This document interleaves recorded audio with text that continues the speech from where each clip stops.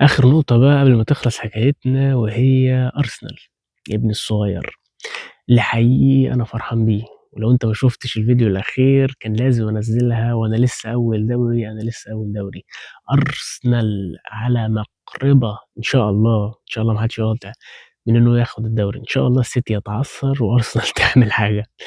والله يا جماعة أنا فخور بالنادي وفخور باللعيبة اللي فاقت بعد شهر، مش عارف ليه شهر إبريل من كل سنة بيبقى فيه خازوق كده، ولكن أخيرًا اللعيبة فاقت وحست إن هي ممكن تلعب ثنائية جيوكيرس وساكا ولا أروع.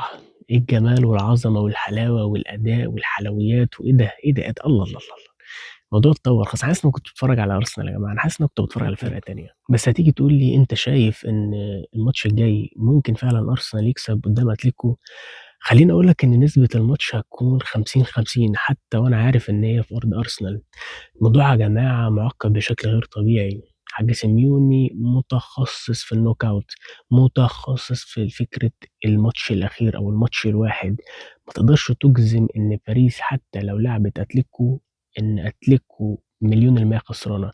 الماتشات دي يا جماعة بالذات مع واحد زي سيميوني الموضوع فيها صعب جدًا، وما أقدرش أقول إن هُم ممكن يخسروا أو يكسبوا.